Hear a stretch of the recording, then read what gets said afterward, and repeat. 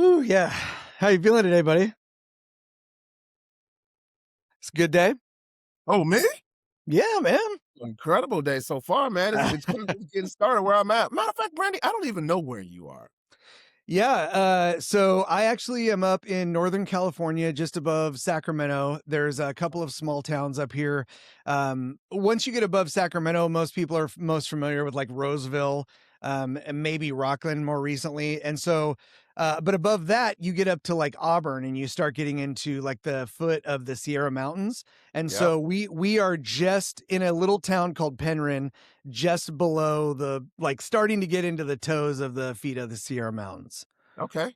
Right on. Yeah, Nice. yeah. And so, and even more granular than that, about 5 years ago, I convinced my lovely wife to get rid of all of our belongings and move into a 17-foot travel trailer. And so we've been doing that for the last 5 years. So I'm actually filming from our living room, Oh, smooth. which is the majority of the trailer, actually.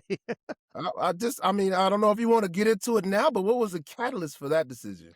Oh man. Well, so um I like to read a lot, and I read a book. They actually made a movie out of it called Fight Club by Chuck Palahniuk. And in the book, one of the characters, which actually I don't know if you're familiar with Fight Club, but Movie? The yeah, actual club? yeah, Oh yeah. yeah. Okay, so at one point his alter ego is a spoiler alert for anyone who Tyler, hasn't seen Fight Club, right? Tyler Durden? Yeah, Tyler Durden. At one point, Tyler looks at him and he says, "The things you own end up owning you." And I never was someone who had like a ton of stuff, like I didn't it but I had a house full of things that I realized like so I sat down with my wife and I said, "If our house was on fire right now, what would you prioritize getting out of here?" Yeah. And she said, "Well, this and that and this." And I said, "Well, what about the extra TVs? Would you take those?" And she's like, "No." I'm like, "Okay, well, let's get rid of them." What about this? Would you take that? "Oh, I don't know." I said, "Okay, well, let's get rid of it." What about the old hutch that your grandpa made? "Oh yeah, I would definitely want to keep that, but I don't know that we could get out on a fire." I said, "Well, let's put it in storage now." Right. And so we just started trimming down. And then I said, "What do you think about really minimizing?" Right. So both of my boys were had turned 18. They both joined the military. They took off. We were empty nest, right? We had nobody in the house. And so I said, "We got this big old house and it's stupid. We're paying we had good rent at the time, and we were still paying like $1,600 a month for a 3 or 4 bedroom house that we couldn't fill. Like it was just literally full of stuff, right? Not people, not family, Right. just stuff." And Right. so I said, "What if we got rid of all that stuff and we freed ourselves up to be able to go wherever we needed to go, do whatever we wanted to do, live where we wanted to live? What if every day when we looked out our front door, the view was different? Like what would life look like that way?" Oh. And she was like, I don't know." And I said, "Well, let's talk about it." And so we started talking about it. Man, I got her into a 17-foot travel trailer. You have to really, really enjoy the person that you like that you live with if you Yes, move into a indeed. space. Yes, indeed. If Yeah, you move into a I gotta love every part of you because women are exposed to all of it. Right oh, up and this close and this personal. woman, I'm telling you, man, the first thing I did when I got in here was I ripped out the microwave because I don't like microwaves. I'm not into that. Mhm. And I took out the toilet and I put in a composting toilet. So we we truly are living like we don't run water through here, we don't shower through here. We truly just live in here. You're a And then pioneer. You that's on a it. traditional you're like a 49er. That's You went it. on the road, man. That's it. That's it. No, that's exactly it. But then it's also I have that weird sick side of me that still has all this like technology, right? Like we're in the age of tech, I'm able to use this high technology to run a podcast out of a studio using Starlink in my trailer, right? Like Right.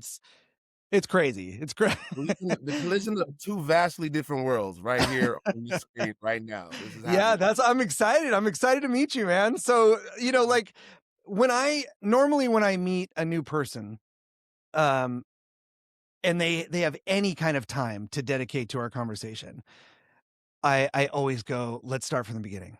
Tell Mhm. where'd you come from? How do we get like, we're gonna talk about all the ways that we get to who you are now, but where does it start? Where does it come from? Tell me about your family. Where are you This from?" is this is a crazy story. Like it when we talk about the origination, it's really weird for me because people always want to know where I'm from.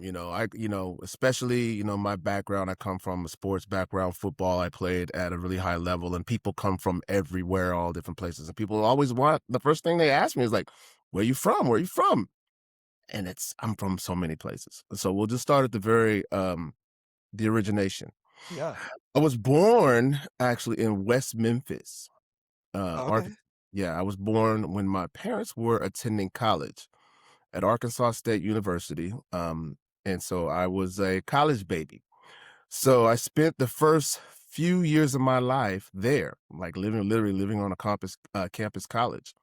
So that's where I was born. That's where my family comes from. Both sides of my family are from Arkansas. Really, literally, within both sides of my family, everybody lives within 30 to 50 miles of Memphis, Tennessee. Wow.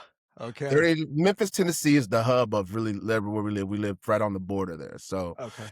that's where we came from. And shortly after my parents got finished with college, my dad had an opportunity to play football in Canada, Oh. Edmonton, Alberta, Canada, professionally in the CFL. So we moved from the deep, rugged, dirty South in the 70s Yeah. to Edmonton, Alberta, Canada, the deepest, coldest part of the Western Hemisphere that you could get.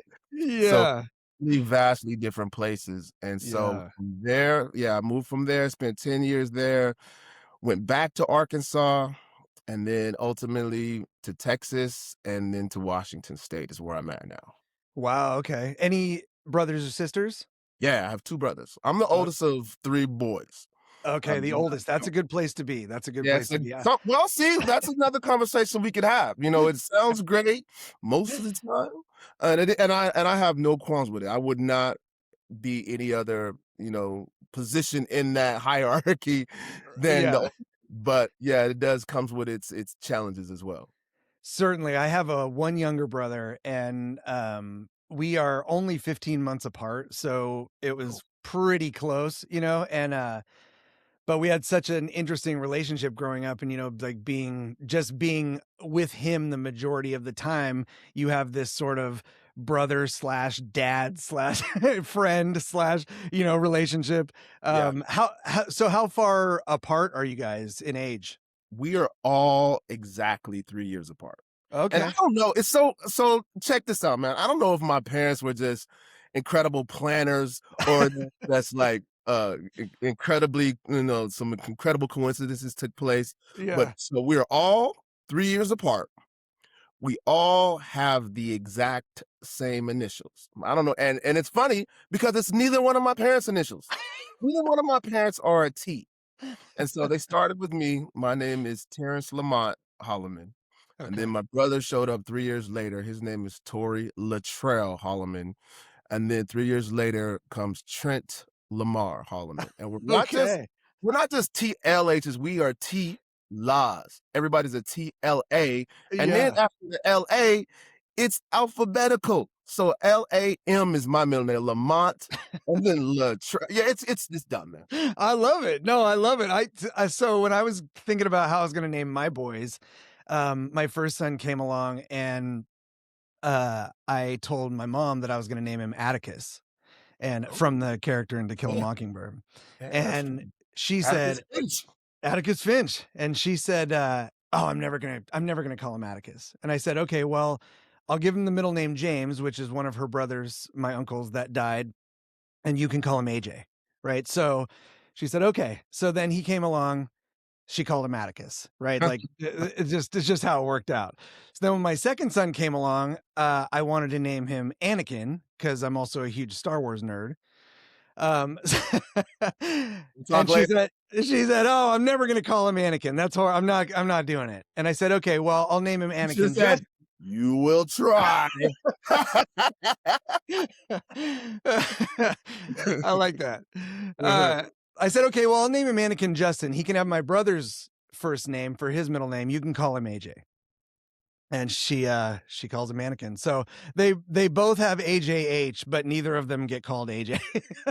It's just Yeah, how it because works those out are really sometimes. cool names. Those are two of the coolest names ever. Like, Thanks, man. to me, there's a thing about names, especially names like that. Like that you are kind of setting a bar sometimes when you set yourself up with a very strong name like that. 100%. Like Well, me, and their names have stories, right? So like, Atticus, I wanted him to remember that his name meant that sometimes there are some things worth doing, whether even if the consequences are your life, right? yeah, And I wanted him to be able to carry that idea with him. And then with Anakin, it was the idea that we all go down these paths and sometimes we make the wrong choice for the right reason and we end up in a place where we didn't intend to end up, but there's always time to fix that, if you can just be open to it. And so I wanted them, not my name's Randy, my brother's name is Justin, but it's Justin Roberts, so we called him Bob his whole life. So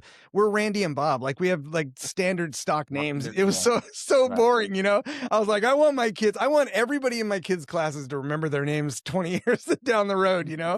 I get it. That's funny. So So did all the brothers end up playing football like dad, or we yeah. did, yeah, we did. Um, so again, as a kid that was born to a college football star, um, I'm walking around on campus. Even before I was able to walk, I was the football player. I was a football player, right? Because you Yeah, know how the story goes. sure. They see you, they pick up the baby. Look at you, just like your dad. You're gonna be just like your dad when you grow up. And Yeah, when I finally understood what they were saying, I was like, I already had a football in the crib. Now I'm walking around, everybody throwing the ball to me, and now I'm not just a kid. I'm like a sideshow. I'm at right. the game, and I'm like, watch him go, and I get the ball, and and so now everybody's paying attention to me because I'm the kid. I'm gonna be just like dad. And so I Yeah, progressed as a toddler from being just like dad to now I'm a little kid that's really getting into school and kids are seeing me. They're saying, "Oh, now your dad's on TV every week. You're gonna be just like dad, right?" And I'm like, obviously that's what I'm gonna be like. I mean, it started with a little pressure, but then it turned into really sure. being something that I really accepted. And then as we progressed through this whole thing, again, we're just a house full of boys, right? And my mom. And Yeah, so my brothers are naturally going to follow not just what dad did, but what big bro did, right? absolutely. So yeah, that we were in football from day one. That's awesome. So did you end up staying in Arkansas when your dad was playing? Like, or so did you guys he went to Canada, but then where, so how did that go progress from there? Yeah, so we went up to Canada, and again, he had a long storied career up there, 10 years. So we spent 10 years. We spent 10 years up there. In the last couple of years, so I don't know if he was seeing the writing on the wall. And again, this is to date myself and to tell you the situation. My dad actually had an opportunity in his last year or so to play in the USFL. There was a Mm. league back in the days, back in the 80s, that they started up called the USFL. If y'all do not remember, Donald Trump, President Trump was involved in the USFL. That's a whole nother story. But anyways, he was, Yeah. we had ended up moving back to Arkansas. My dad, during the off season, decided he was going to go back to Arkansas, do his training down there, and finish his college career. He didn't get his degree, so we moved back down. Spent time back in Arkansas back when I was like we started when I was in the sixth grade, Okay. and went back to the sixth, seventh, and started eighth grade in Arkansas, and then we moved back to Canada. When the football career ended, we moved back there so my dad can. He started a financial services business, and he wanted to start in an area where people knew his name and knew his reputation. So Sure, we sure, sure. we were bouncing around. Yeah, yeah, yeah. So where did you end up going to college? University of Washington. Okay. Went to Okay. University of Washington, which is a whole story in and of itself. But um, yeah, I don't know if you want to dive into it already, but I we can. mean I mean, let's go. Like, what do you got? I just I love the I always love the story of we started here and then we ended up here, and you always tend to think, right? Oh, okay, well, something brought you from Arkansas to Washington or whatever, but it's not Yeah. that, right? It's more of like a family circus map. Like we ended up all over the place. So I'm super fascinated. Tell me, how'd you end up in Washington? Oh, it was a long it was 1776 and the snow had just no, it was just no. So here's what happened, man. And I'm gonna take you right from to the beginning of how this whole thing started. Let's So do I it. was in Canada. We had moved back from Arkansas to Canada where my dad had decided to start this business from the ground up. In Canada where he had name recognition and for a long time when he decided to do this business, he left us in Arkansas. So he went to Canada and left his family in Arkansas. He went off on a mission to do something for the family. So ultimately, he decided that months and months went by, and then he was like, "I want my family up here with me." And so we moved from Arkansas back to Canada, Edmonton, Alberta, Canada. Mind you, like I told you, one of the coldest places in North America. Yeah. Um, I started playing football. I was already playing football. Um, I started really seriously playing football in Arkansas when I was in the 7th grade. That's when it was real. Like the Deep South, football is God, right? Yes. And so before I was just playing, running around doing flag football, football at school. Ultimately, nobody could compete with me wherever I was at. I got to Arkansas. Them boys have been playing since they were this tall, and so they really toughed me up. I became a really good football player there. Then I had to move to Edmonton, Alberta, Canada, where football is not really part of their life up there like that, right? Yeah. It's a hockey town, hockey country, right? Yes. So we didn't have school football. I played on a little league team when I moved up there in the 8th grade and in the 9th grade. I was on a little league team. We didn't have a school team. Our team was superior. We beat everybody. My younger brother even played on our team. And I had this dream in my head. It's going to sound silly when I say it to you. So when I first moved there in the first year, I knew this team and they had went to this championship. And I remember them telling me that this little league championship, they got to have fake champagne in the locker room at the championship. Oh, I'm imagining it was probably like sparkling cider. But I just sure. remember the stories from all these guys. They're like, "Oh, when we won, we were spraying champagne on each other in the locker room." And I remember this is South Philly. I was like, "That's what I want. Yeah. I don't care about anything else. I don't care how many games we win, how I play. My goal is to get that." And Yeah. so I played that whole following next season, and I crushed everybody. Like we crushed everybody, and honestly carried the squad. We get to the final game. It's frozen tundra, literally, like minus 20 plus degrees. Cut to the chase. I get tackled on like a 70-yard run, like on the first play of the game. And I'm laying on the ground. My shoulder's hurting. Like they Oh. crashed me. Like everybody crashed me on the shoulder. I'm on the ground. I'm screaming. Coaches come over. They don't know what to do. They bring my dad out of the stands. He comes down and then he's like, "Oh yeah, our family has a history of dislocating our shoulder. His shoulder's probably dislocated." So Okay. I'm like, "Oh, okay." And so they start trying to pop my shoulder into place. They're like, it's not going. Every time they do it, I'm like, "Oh no." Fast forward, they're like, "Oh, let's just get him to the hospital." My shoulder is broken. My arm is actually poking. My arm is on my bone is poking out of my body, Randy. They're trying to twist it back in. Oh my Um, yeah. I ended up having Oh. surgery that went so horribly wrong. Like I had Oh. surgery, they put pins through my shoulder. Um, I get released. Uh, I find out that I have bone fragments in my arm left. I have to go back in. They have to take the fragments out.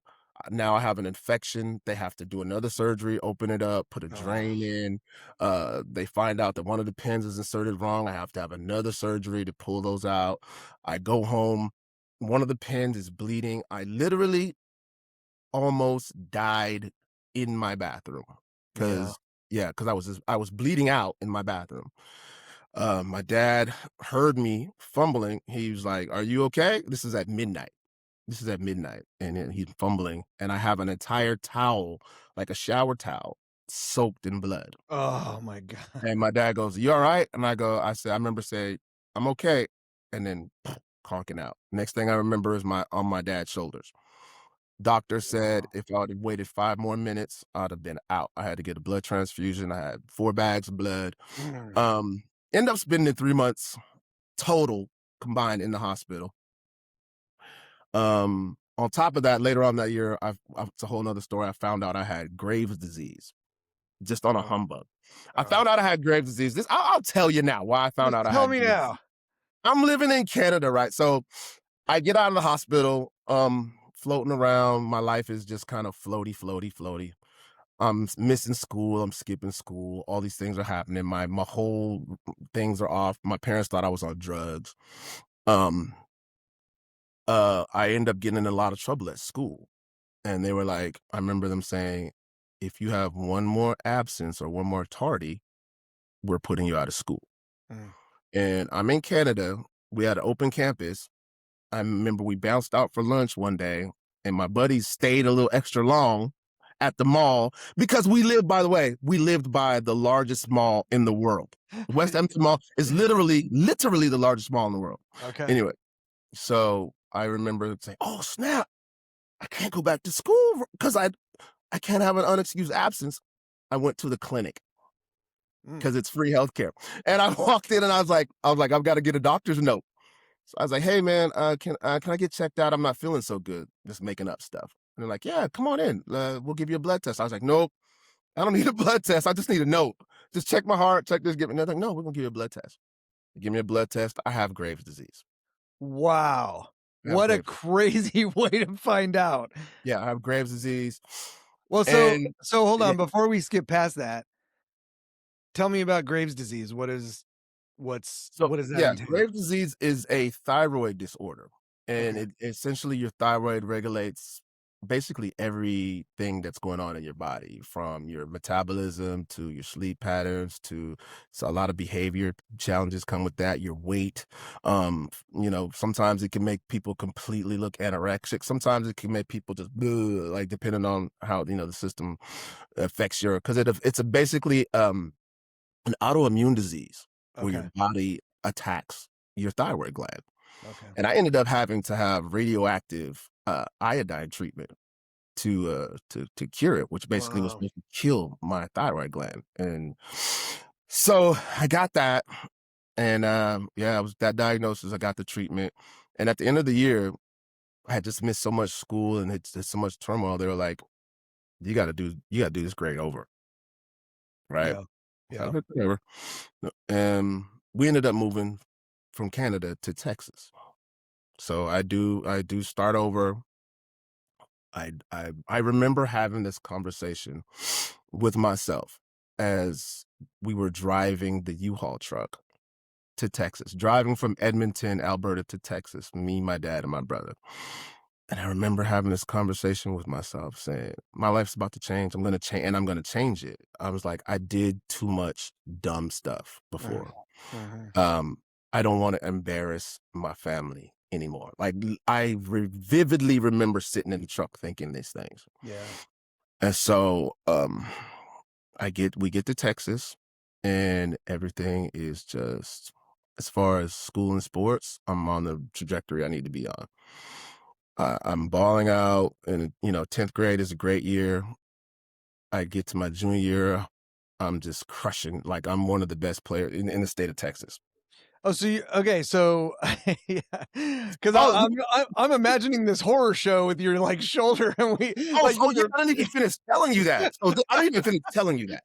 So I'm like, going "How do we go from that to you're back on the field playing a listen, sport?" let me tell you. So yeah, I'm sorry I get carried away. There's so many parts to this, man. There's so many Yeah, parts, yeah, yeah. tragedy part. Yeah. Um, so the doctors literally destroyed my shoulder. Like Mhm. I went back years later once the invention of the internet to look the doctor up, and he Sure. got sued for malpractice, was doing like Oh. all these crazy things. He was horrible. But he destroyed my shoulder. like to the point where I don't have a muscle here and I don't know why. I Yeah. to this day I don't know why. But he came in and told my parents after multiple crazy things that I would never play football ever again. Yeah. He said, "I'm done. You're done. There's no way." Because that's where my head was just from your description of, like, Oh what you yeah, went through with your shoulder, right? Like, no way. There's no yeah. way. So I was told that. Like I was told I would never play again. And so for a while I was like, and I'm young at this age, right? I really haven't even gotten into the mix at all. Yeah. Um and I was like obviously a young kid that was depressed. Like and some things obviously in hindsight I was acting out, Yeah. because of the situation I was in. I was really, I turned into a bad kid. Sure. Um and then there came a point when I was like, and I think it had a lot to do with where I made that decision on the road and saying, I'm never going to be that. I'm not going. I'm going to make my parents proud rather than embarrassed. Yeah. And so, got down to Texas, like I said, and What part I of Texas? my, was that What part of Texas? Dallas, Oh, actually, okay. a little suburb of Dallas called Plano, which ultimately, and I didn't know at the time, was literally the football capital of Texas. Mm, It was the winningest football program in Texas state history. okay. And again, I did a lot of work. I did a lot of work prior to that. I remember going to the gym, to the weight room, and I'm like, I'm gonna get myself back in shape. And I remember I got under the bench press and I couldn't even do the bar. I couldn't even lift the bar.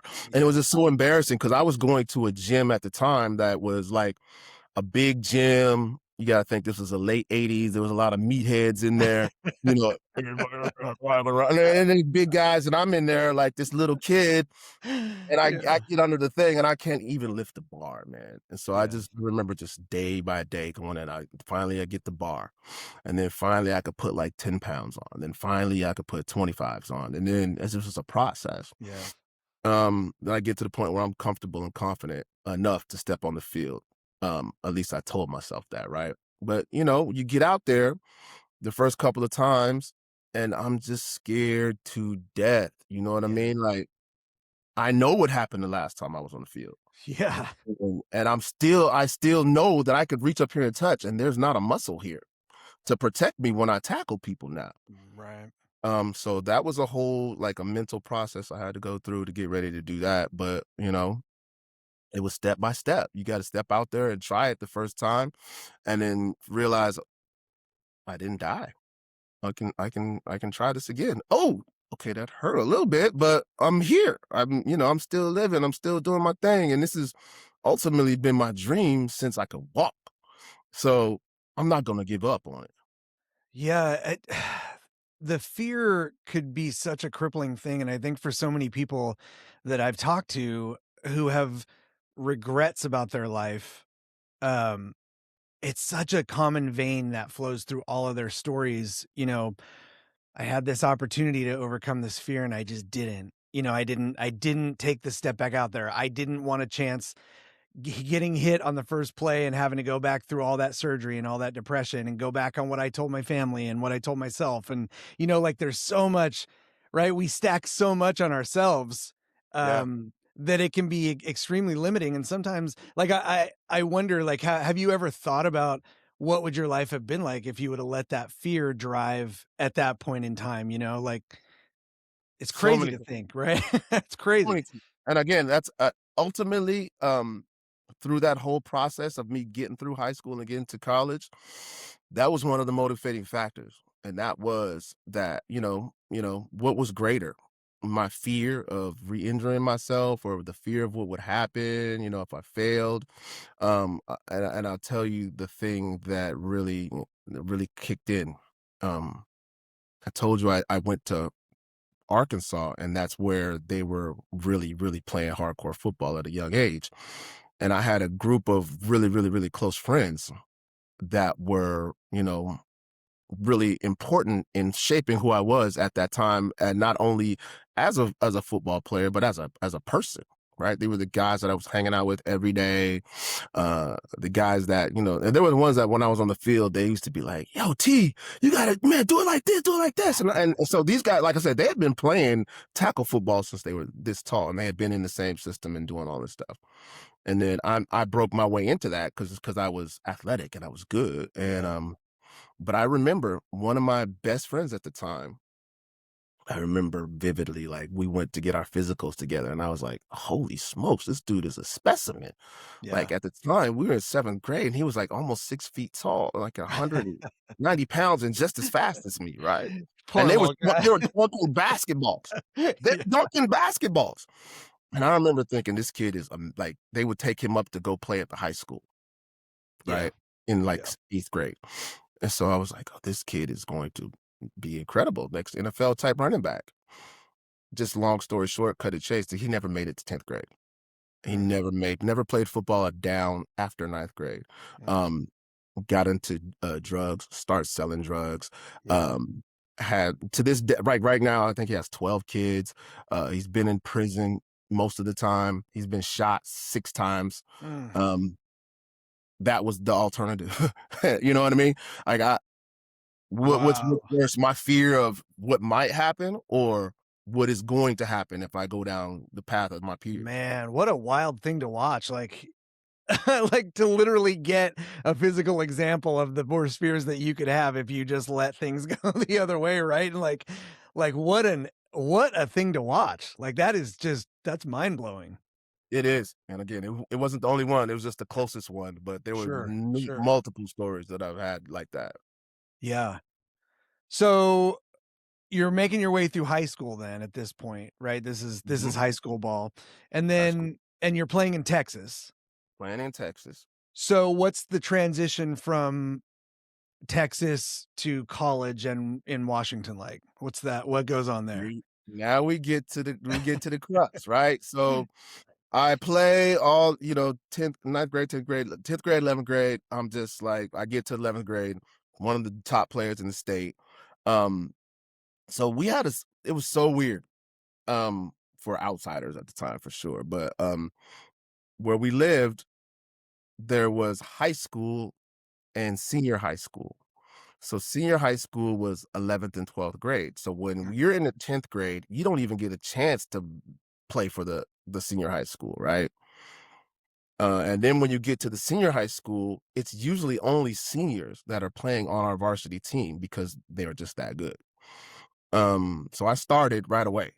Um, I would catch the bus and go play at the school. And then when I was like in 10th grade, 11th grade, I was a starter, like one of the only juniors that started on our team. Um, Coming back as a senior, I was the guy predicted to be, well, I was the leader of our team and one of the only returning starters, and we were predicted to win state before my senior year. Yeah. So going into the spring, somehow, some way, somebody reported me to the governing body of Texas sports and said that I had spent an extra year in ninth grade. And they have this rule in Texas back then that said once a student reaches ninth grade, they only get 4 years to participate in sport, Oh, okay. regardless of their age. Yeah, yeah, yeah. And so by the time I was a senior, I was gonna be 18. But Gotcha. they didn't care. So I was ruled ineligible to play. Like I was like, so we had gone through the whole spring ball. We create our coaches who had been doing the same system literally offensively for 50 years. They said, we got Terry, we're creating a new system. We Oh, want to have him as our only running back. We want to have him doing this, that, and the third. And then all of a sudden I'm ineligible. We hired a attorney. We were like, okay, this is a no-brainer. I had a medical issue. I wasn't even in the country. I was going to be 18 years old as a senior.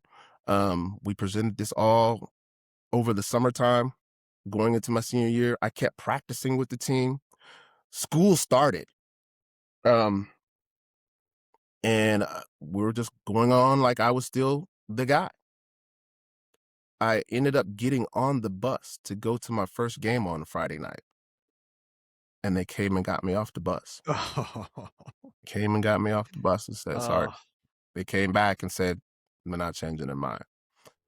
So, I mean, devas like, so ostensibly this rule is made for situations where people who don't go through with the academics end up getting to now they get to be an 18-year-old man, this giant beast playing a second year of high school football and not even the academic part. It wasn't even the academic part. So what okay. happened was back in the day, like, the Texas high school football was such a thing that parents would hold their kids back Oh, intentionally. right, Intentionally. They right. nowadays they call it reclassifying, but they would hold them back intentionally so they would be bigger, stronger, faster, and that would be the case by the time they're seniors. Yeah. Mine was not that situation, but they had the rule in place. Yeah, you were the unfortunate statistic brought into to fit the rule. Yep. So Ah, that's what happened. So put a pin in that part. okay, Prior to that, we knew that this was a possibility. A slight possibility, but we knew it was a possibility. true. So we had to have a backup plan Right. because at this point I'm being recruited by every school in like south, east and south, like everywhere from Miami, Georgia, Texas, all the Texas schools, Yeah. Texas A&M, uh, everywhere, Missouri, Kansas, um, and it was all dependent on me playing that senior year. They needed to, they seen me up to this point. What are you going to do now? So we had to have a contingency plan. Yeah. My dad at the time was still doing work in Canada. So we were living in Texas, and my dad was actually spending half the year in Canada. But this time he was in Vancouver. Mm. He had moved a lot of his business to Vancouver. So he had done some research that summer to find out where is the closest place to Vancouver, Canada, that my kid can move up here and play football and be in America as a senior. Yeah. And so we did some research, and Washington was the place. There was a Mm. school in Washington. They found out this school won state the previous year. And so, yeah, that'll be a good place for him to go. So we did the research. We came up here. I met the coach in the summer, and we checked it out, and I was completely eligible to play here. Did the Okay. paperwork, but it was an emergency plan. So Yeah. that Friday night, I got on the bus, found out I wasn't eligible. Monday morning, I was in Washington. Oh my gosh.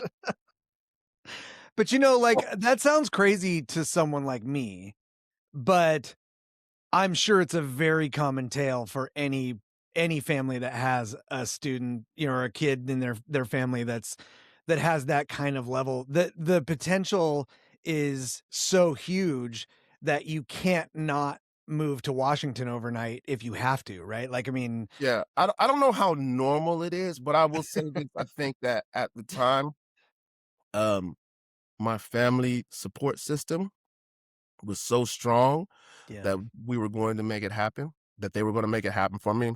The family was gonna make that sacrifice for me.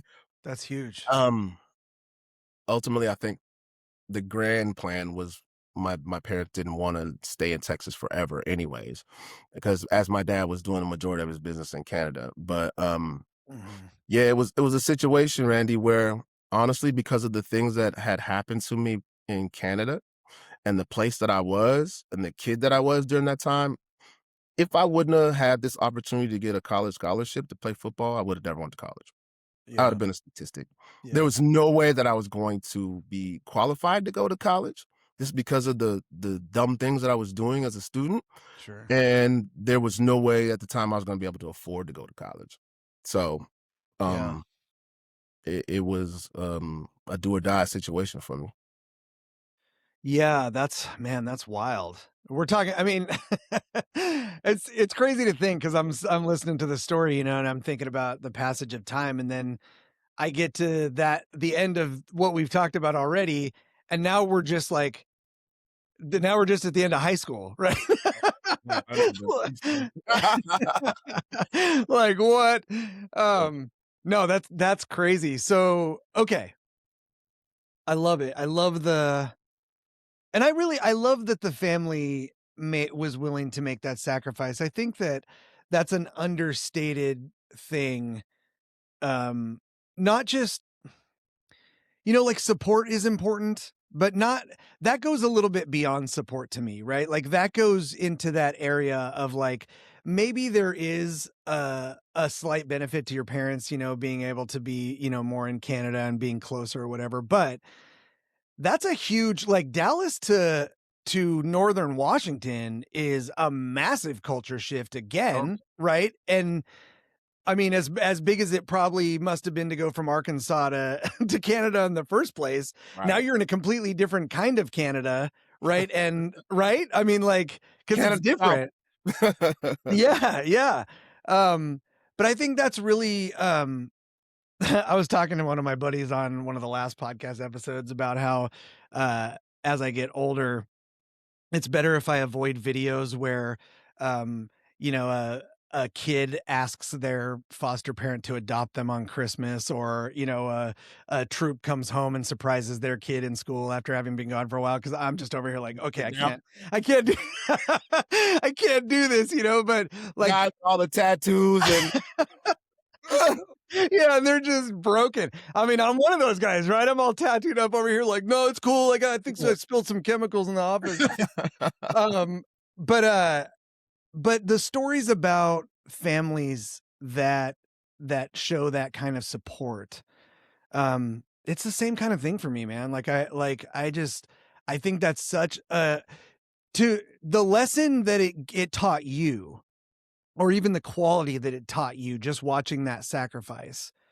It had to have instilled a certain kind of confidence and a certain kind of drive in you that you probably still have to today, right? I mean, like, how do you get away from that? well, you don't. So here's the thing. So I mean, I have been taught, or not even taught. It's just been just who I am is, and I think who I am is obviously a result of how I was raised. Sure. And it's always been family first. Always been family first. From, the lessons I learned from my parents and my mom as a child, like we came before our family relationship came before anything in the world. It was always like what happens in this house stays in this house. It's our family. We take care of each other. Yeah. Right, wrong, or indifferent. We're gonna make sure we take care of each other. And so that was instilled in us from very, very early on. And that goes not just with my immediate family. Ultimately, that's, of course, where it's really resonates and where it's really seen. But from my grandparents, I learned it from them. Like I said, when I was born, my parents were in college. So I spent a lot of time with my grandparents, a Yeah. lot of time with my cousins. And we have a big, big family. My mom is one of 10. My dad is one of 9. So I got a lot of auntie, Okay. uncle, cousins, right? Yeah. It was I have a situation, like we have situations where, I have cousins that this is weird, like that were raised by my grandparents from birth, right? Yeah. And to the point where I thought my cousin for a long time was my auntie because she lived with my grandma, right? And I was like, Right. wait a minute, you my cousin? Like when we were like 4 years old. But Yeah. so we, and I think that's a result, good, bad, or indifferent, of just the African American experience, from generations upon generations upon generations back. We were all we had. Like we had to take care of each other. Yeah. And so that's just been ingrained from day one. Yeah.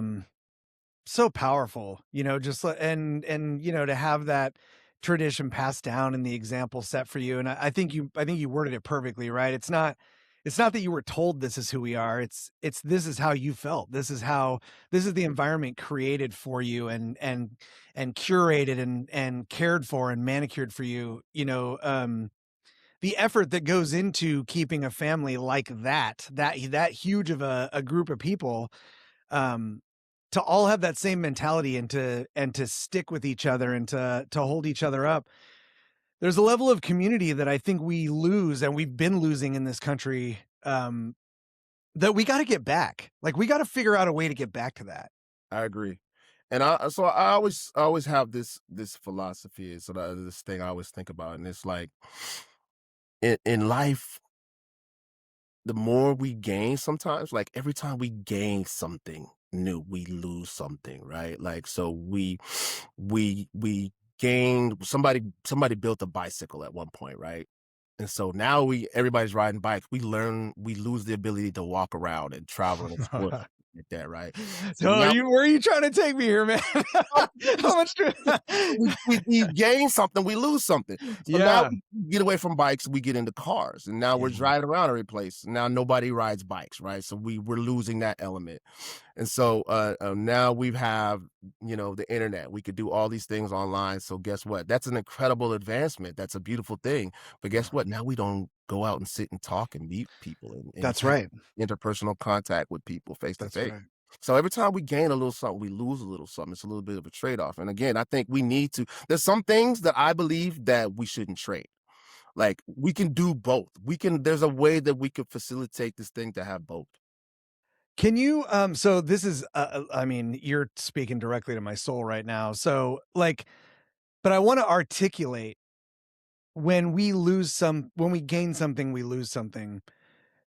The problem that I see with that is I agree 100% with you, is that typically what we're gaining isn't even a value, it's a convenience, right? 100%. So we're trading like a little bit of beneficial effort for something convenient that makes us get there faster or makes us get there easier or like whatever. Um, but I think that the cost of that is hidden, and I think it's way steeper than people realize. Oh, 100%. And what, as you were saying that, it just really like solidified it for me what this is really all about, sweeter after difficulties, right? Like everything becomes easy and convenient and at fingers touch for us right now. Where's the difficulty?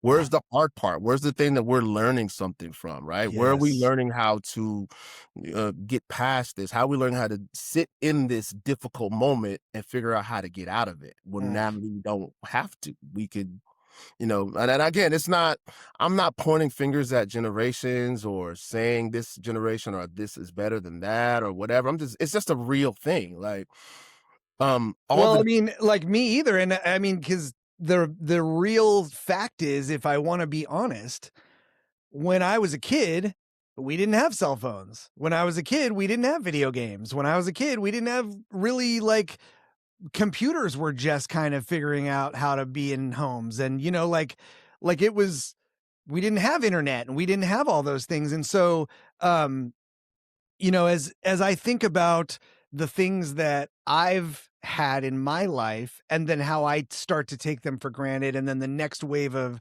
technology comes, I think that we were naive in the beginning and we went, well, these new things came out for us and we're doing okay, right? And then it got more and more expensive. Right now, you're to the point where kids are checked out. Like they're not even interested in talking to each other. They're not interested in driving. They're not yeah, interested in dating. They're not yeah, interested in anything except for staring at their screens all day. Um, if we had had any idea that that was going to be a potential outcome, we probably would have at least been a little bit more thoughtful about, those kind of things. yeah. So I can't point the finger. I'm absolutely in that generation of people to blame for not for just going, "Oh, cool, shiny new toy. I'm gonna play with Oh, it." yeah. Like I'm Right. excited Well, by this. this is the Jetsons. Well, You know what we're I mean? the Dude, when I cartoons. was a kid, I was putting sticks in bike handle grips and calling it a lightsaber. That's what we had. And now they have fully Well, like designed lit up. It's my insane. son has it. I used to have this dude. I didn't even have it. I had the stick and I would be going. We were all doing it. And my son now he has this thing that's like $300 thing that actually. Yes. Yeah. Yes. So Yes. yeah. No, dude, I could not agree more with you. I think it's such a slippery slope between cool distraction and total distraction, right? No Like, distraction. Total the distraction is not even the worst part of it. The like, oh, it's yeah, it's not even. It's crazy to the point because I have 4 kids okay. and I've watched them all come through this thing. And, kind of like the same generation, but they all obviously have different personalities, different ways of doing Sure. things. But I've just watched them and their peer group, and it's just been trying to not be the old man on the get off my grass type of thing. But I finally like it's a hard road for me to have navigated, like Yeah. to come in and be like, get off your phone when your entire peer group is on the phone. That would have been like my parents coming outside when I was a kid, being like, "Go inside." I'm like, "All my friends are out here. Why would I wanna go inside?" Like, No, no, it's okay. So tell me this, right? Terminator 2 comes out and they're talking about AI taking over and Skynet and all these things, right? And you're watching the destruction of humanity at the fingertips of AI. And now I grew up like I still call AI Skynet, right? Like when I I use that's the way ChatGPT, yeah. I still call it that.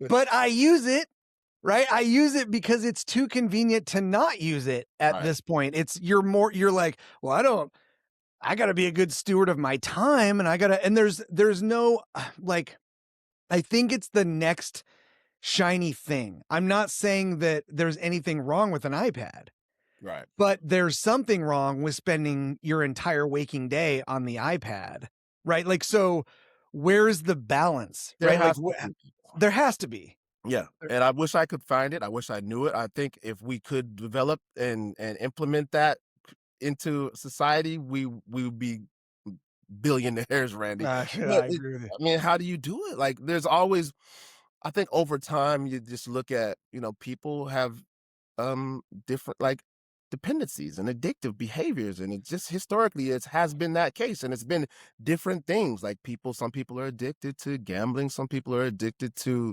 substances, and some people are addicted to being connected or tied into these things, and ultimately, that addiction destroys people. It does.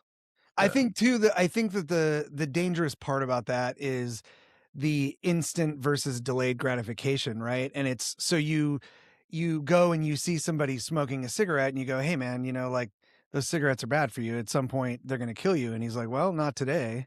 Yeah. Like right today I'm enjoying it." And you're like, "Well, what do I do about that?" Right? Like there's no I would have to show you how it's damaging you personally because even if I like I tell this story all the time.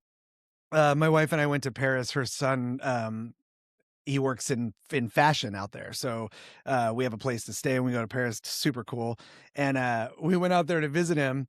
And he took us to, every store is its own individual thing. So you don't go to a liquor store to buy cigarettes; you go to a cigarette store, right? Like that. Oh, Every store is yes, its own thing. yes. So we go in the cigarette store and because it's a socialist country there's no competitive advertising so they cover the outside of every cigarette pack with a label that you can't see through so you don't go give me the Lucky Strikes or give me the Marlboros because you can't Mm, there's no pictures on them. wow. The only pictures they put on them are these actual medical photos of the horror show that you encounter by smoking, right? So you have to go up and go, I'll take bleeding mouth cancer, like whatever. Like that's how you order cigarettes because there's no there's no label on it.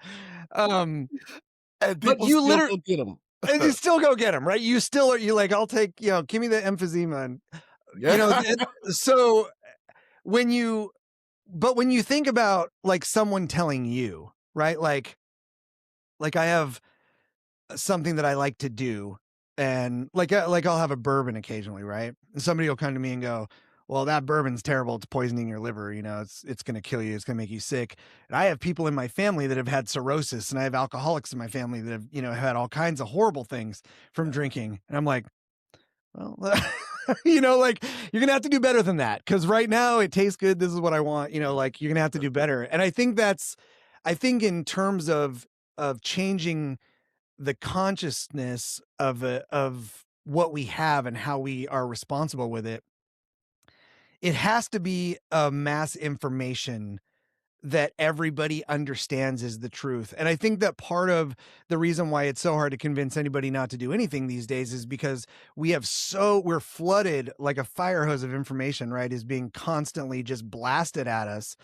And most of the stuff coming out of it isn't even real water, right? Right. It's just garbage. And we have to sift through that in real time while it's coming at us. Um, there's just no human way to stay on top of that. But I agree with you. If we can, if we can figure out a way, I'm happy to sit down in a room with you and, and try to Yeah. figure it out because Let's we hash got it to do out, man. something. We got Let's to go do through it. something. Yeah, I agree. So, okay, so we went down a little bit of a tangent there, but you're playing college ball. Yeah. Okay, so you said you were playing high level, like we almost got there. So what happens with what was that? How come it didn't end up coming to fruition? Like you were on the path. Yeah. So I end up, playing my senior year here in Washington State. Incredible year, getting an opportunity to go play for the University of Washington. At the time, University of Washington was one of the top football programs in the country. They had just come off winning a national championship. So all the best players in the country were coming to play for Washington. I get there, so much promise. I understand that I'm probably going to have to wait for a little while to play my position because, first of all, they have a guy there um, that is playing my position who is literally one of the best in the country at Yeah. that position, Yeah. period. And I understood. I was cool with that. Wait my turn. Um, we get to a situation where it was my freshman year. So I redshirted the first year, which means I don't play. Next year I'm eligible to play. The guy is still there. Not only is he there, but he's a Heisman Trophy candidate. So yeah, I know the deal. I know the drill. But just to take you back to how serious the competition level is here. I come in as one of the top recruits in the country. Sign, I'm in the mix, and I just happened to stumble into the coach's office one morning, and they have what's called a depth chart. For those of you who don't know, that's every position, and on the board, and it says who's first string, second string, third string on every position, right? So I go in and I pull back the little thing a little bit to see where I'm at the running back position. Mind you, there's only one running back in the game at a time. I was number 8. My name was number 8. So for those of you that are having trouble with math, that means 7 people would have to get injured Oh, before I got in the game. oh man. Okay, so I got some work to do. We get to the point where now I'm eligible to play. I know there's not going to be a lot of playing time at the running back position. I was a starter on every single special team. I was on a kickoff return, punt return, field goal, everything I was on because I was a football player. Um, they tell me, they say, Terry, you're on every special team. Head coach calls. He said, you're on every special team. So we need you to travel to all the games. But the problem is we can only take 3 running backs to every game. Mm. None of the other running backs that are behind our guy can play the other positions. Can you play linebacker this year? You will Oh. be our number 2 linebacker. And that way you could travel to all the games. And I was like, I don't want to play linebacker. I'm I'm no way I'm not a linebacker, dude, but I'm a football player. And so I said, coach, I finally agreed. I said, if I play linebacker this season for you, can I move back to running back at the end of the year? He said, yeah, we'll take a look and we'll discuss it. I was like, okay. Played the whole season, lettered, got to the end of the year. I said, hey, can I move back to running back? And he was like, no, we like you at linebacker. I was like, I don't know. I'm 5'9" and 190 pounds on my best day. I'm lining up against people who are 6'6", 300 pounds Yeah. every day. Yeah. There's no future. Yeah. So my coach at the time, when I said I want to move back, he said, look, we need you at linebacker. I was like, it's not for me. He said, I can move you back to running back, Terry, but I'm going to put you at the bottom of the chart and you'll never play." And I was like, "Okay." At the time, I was thinking in my head, this is what coaches do to motivate players. He's gonna Sure. put me in this position and say, "We're gonna put you at the bottom, and you go at the." I was like, "Okay." I said, "Okay." My exact words, "Okay, I'm ready to put in work." And ultimately, he held true to his word. He was not that coach that was like cuddly feely. He was a coach that was. He told us he was a dictator. Ultimately. Yeah. Yeah. So, by the way, let me take you back a little bit further than that. Okay. Um, I get recruited out of high school by the legendary Don James. Don James is a legendary college coach, to this day, right? The most significant coach in Washington history. He retired my fresh like 3 weeks into my freshman year Mm, in protest. We got put on probation for some stuff. I spent my first 2 years of college on probation for some stuff that happened before I got there, but he retired. So I ended up having a head coach that didn't recruit me. yeah. Um, so he said that to me. He said that to me that day, and I took it as a challenge, and I did. Every year I came out, I outplayed, outnumbered everybody, and then I would never move. I would just never move up, never move up, never move up. Yeah. And ultimately, I got to the point where it was my senior year, and I had done this thing every year. I had outplayed everybody that was there, literally outplayed everybody. I ended up my junior year, like I would just stand back and be like, and people would be like, "Terry, why aren't you going in? Why aren't you going in?" I'm like, I don't know. I'm not even gonna press it. We got to a game where the running back was like, "I'm not going back in the game no more, Terry. You better go." And I was like, "I'm not going." He's like, "Well, I'm not going." And then they were like, "Hey, we don't have a running back in the game." And I was like, literally ran in. I just ran in and put myself in the game. On the first play, they handed me the ball. I went 38 yards for a touchdown. Yeah. My first time I touched the ball. Yeah. And so I was like, I still got it, whatever. And so I never did everything I needed to do. Um, Yeah. I got hurt a lot. My knees got hurt. I had ended up with a couple knee surgeries, and when it was all done, I was just done. Like Yeah. I had some teams that invited me to come play and be a free agent. I had some teams that asked me to come play arena ball at the time. Um, to be completely frank with you, what happened was I got to the end and was dealing with so much depression, Yeah. um, that I was like, "No, I'm not doing this anymore." Yeah. You hear so much about that, right? And about especially someone who's willing to put in the work that has that level of talent that personally what you sacrifice to get to that place. And then someone else ultimately just has the ultimate control over that, right? And you're just powerless. There's nothing you can do, no matter how hard you work. There's a level of frustration in that I could easily see that leading to depression. And then you talk about all these guys that, what comes after they're done playing sports, or, whether it's a catastrophic industry or injury, or whether it's just a retirement. Um, you know, when you sink yourself so heavily into that path and then all of a sudden that's not the path anymore.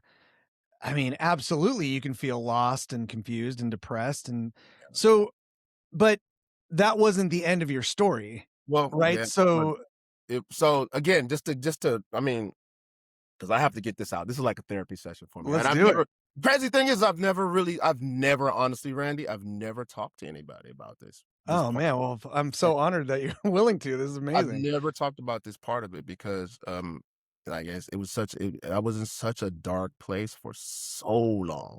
Yeah, And there's still remnants of it still floating around, honestly. sure. Because again, like I said, I've never talked to anybody about it. Yeah, This is all self-help, pulling myself out of this over the course of the last 25 years. yeah, So I was at that point where I felt helpless, right? For a long time when I was in college, just going through the motions. Um, got to the end of this road where college was ending, and I watched a lot of the peers that I came up with, the people that I was like everyday camaraderie, my brothers, right? The guys that knew what I was all about. And I watched them go off to live their dream, yeah, live my dream. Yeah. realistic. They lived my dream. Like I've told you earlier in this conversation, I was a football player before I was born. Yeah. My Yeah. entire identity from the time I was born was to be this football player. And I Yeah. trained my butt off and I sacrificed everything and I almost died, literally almost died for this thing. Yeah. To get there and to watch not only so the years before, my best friend, the guy who I lived with, this guy was actually the host on my recruiting trip. I met him on my recruiting trip. He was there already at University of Washington, became my best friend to this day. Um, he went off and became the first round. He had a 15-year NFL career, all pro. Um, everything that I imagined my life from the beginning, that's what he did. Yeah. Great. I was happy for him. The running back that I told you was in front of me before, first round draft pick, played for the Raiders, which was always my favorite team growing up. Mhm. Yeah. Had a storied NFL career. Yeah. Then to top that off, the class that I came in with to the University of Washington, we were a tight core to this day. The most NFL draft picks in history. And I'm done, and I'm gonna go get a job selling shoes. Yeah. That's what I did. Yeah. So I'm watching literally all of my closest peers live my life, and I'm selling shoes. Yeah. And so just I was in such a dark place, but nobody got a chance to see that because of my personality. Who I am is I'm the light. I'm the light in the room. I've always been that. So when people come around, they see me smiling, and you gonna smile while I'm there. But when you leave, I'm in the dark room. Yeah. So What do you think is, because so many people get there, right? And like you just kind of mentioned that you haven't really talked about it. I mean, we're, you know, all these years down the road and there's still those fragments of that. What do you think it is that makes us not talk about it? um shame. Shame, I think a little bit, especially as men for sure, right?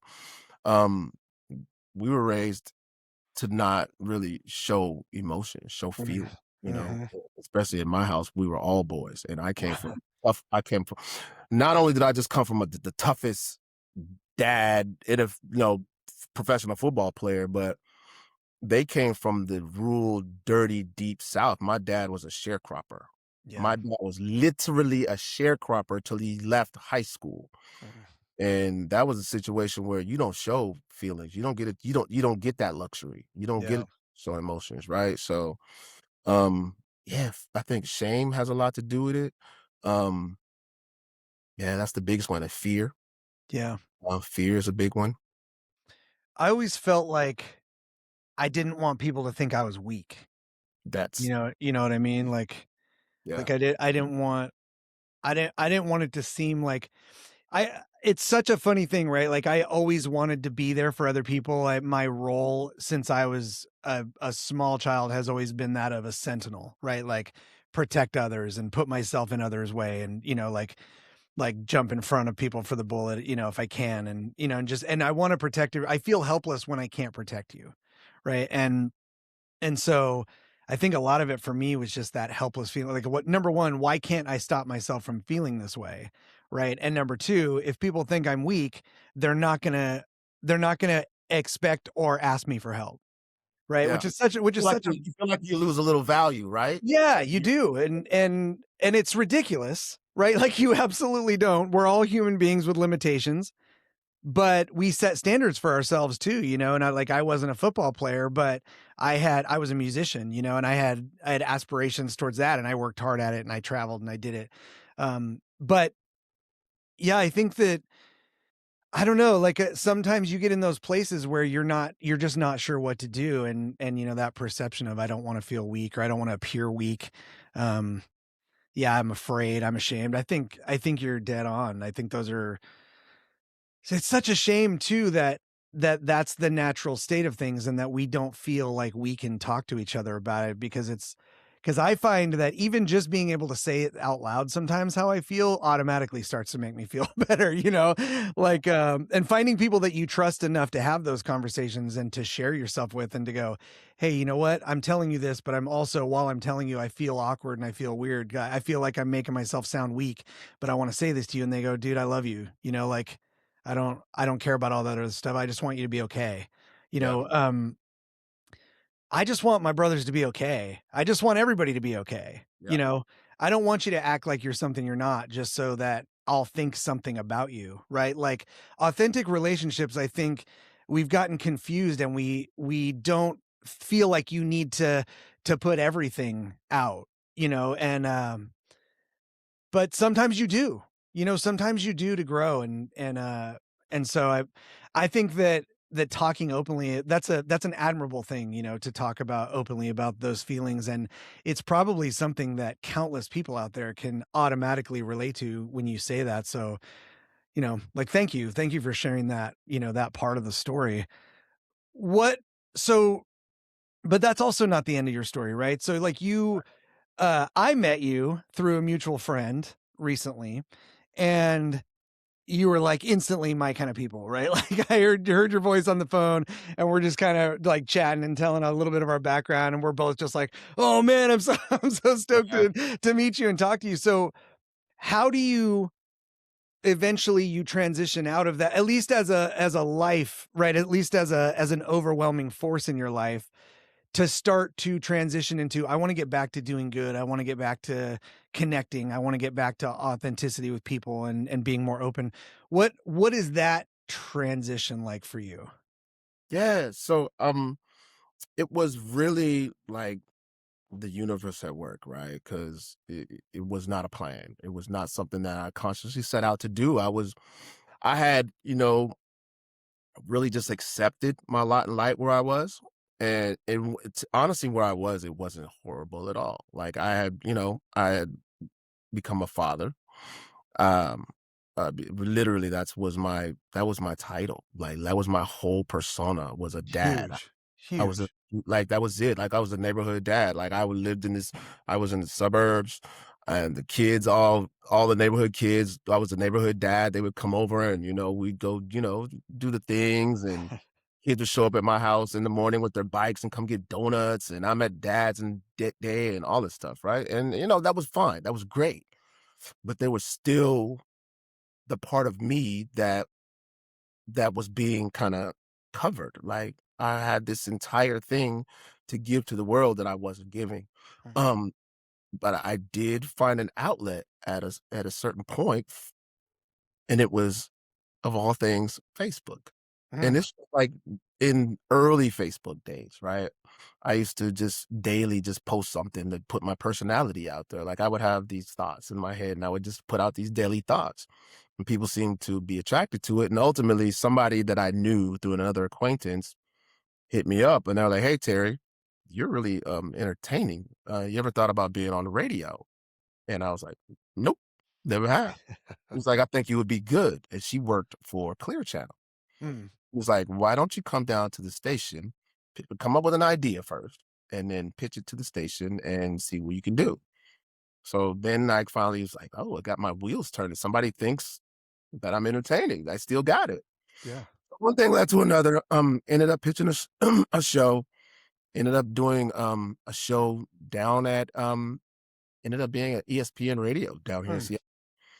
And then I just started just slowly getting my confidence back, getting me back, getting an opportunity to talk to people and, find out about them and then find out more about how what I actually had inside of me was able to bring more of those people that I was talking to out of them.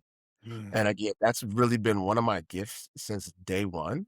Like I've always, and I don't know if it's because of the fact that, well, I know it had a lot of the fact of that I've moved around so much that it helped me hone those skills because I was Sure. always the new guy. I went to 16 different schools through 12th grade. Yeah. So Yeah. I had to learn how to be the new guy that made himself very familiar with people really quick. Yeah. So yeah, I got a chance to just continue to, use the gifts that I had. And then I started to see that there was light at the tunnel, and that my life didn't end with me not being able to play football. Yeah. Yeah. That's amazing. So you got to do the show, you've gotten to do, and since then, I know that you've gotten to do, public speaking, and you've gotten to do, engage with people and that. What what does today look like? What are we so, like we've got the shows, we've got the history, but so now who's Terry today and what are we looking at for tomorrow? Yeah. So right now, I'm really in my growth and development stage. Cause again, like, just like, I mean, it's life, right? Um, my setbacks and hardships didn't end with the stuff that happened in college.